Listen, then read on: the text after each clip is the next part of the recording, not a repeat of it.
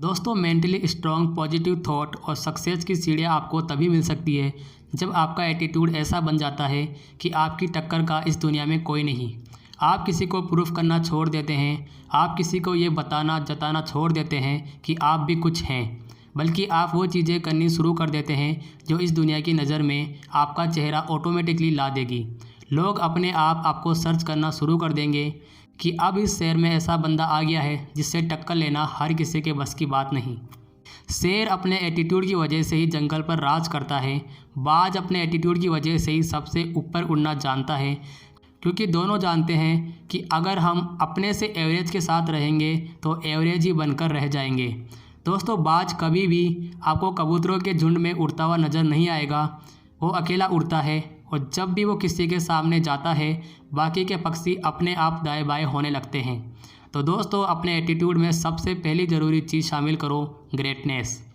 जैसे दोस्तों एक पक्षी था, उसके मालिक ने उसे हमेशा पिंजरे में बंद करके रखा था।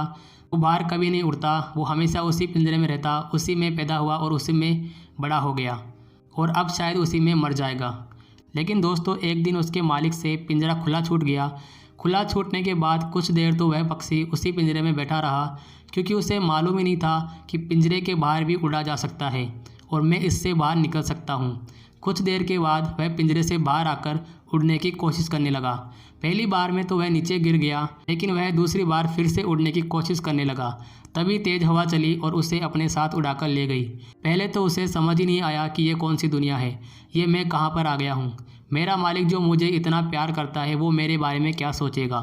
लेकिन उसे पता नहीं था कि उसका मालिक ही उसका सबसे बड़ा दुश्मन है। तो दोस्तों बात यह है समझने वाली कि आप जिस दायरे में रह रहे हैं, देखो कि क्या इसके बाहर भी दुनिया है, क्या इससे भी बड़ी कोई चीज़ अचीव की जा सकती है। अगर हाँ तो दोस्तों हमेशा ग्रेटनेस के पीछे भागो। दोस्तों आगे वो इंसान जो सबको हंसाए, उनकी बातों को सुने। दोस्तों आपको पता है जो ये बड़े बड़े सेलिब्रिटीज़ होते हैं, कलाकार होते हैं, वो पूरी ज़िंदगी हमें एंटरटेन करते हैं, अपने अभिनय से हमें हंसाते हैं, रुलाते हैं, हमारे अंदर जोश भर देते हैं। इसी वजह से हम इनसे इतने ज़्यादा अटैच हो जाते हैं। जब ये इस दुनिया को छोड़कर चले जाते हैं तो हमें बहुत बुरा लगता है। तो यारों देखो, ना आप उन्हें पर्सनली जानते थे और ना ही कभी उनसे पर्सनली मिले थे, बस वो एक कलाकार हैं जिसके तौर पर हम उन्हें जानते थे। इसके बाद भी आप उनसे इतने ज़्यादा अटैच हो गए। तो दोस्तों आपके जीवन में आपका किरदार, आपकी पर्सनैलिटी ऐसी होनी चाहिए कि लोग आपको याद करें। दोस्तों आपकी नज़र में कोई ऐसा इंसान ज़रूर से होगा जिसने आपको अपने सपनों पर काम करने के लिए ज़रूर से बुलाया होगा, क्योंकि वो आप पर भरोसा करता है। ऐसे इंसान को आप कभी नहीं बुला सकते।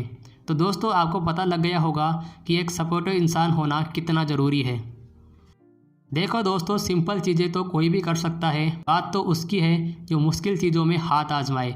जैसे श्री राम जी सीता को बचाने के लिए ऐसे राक्षस से लड़ गए थे जिसने काल को भी वश में कर रखा था।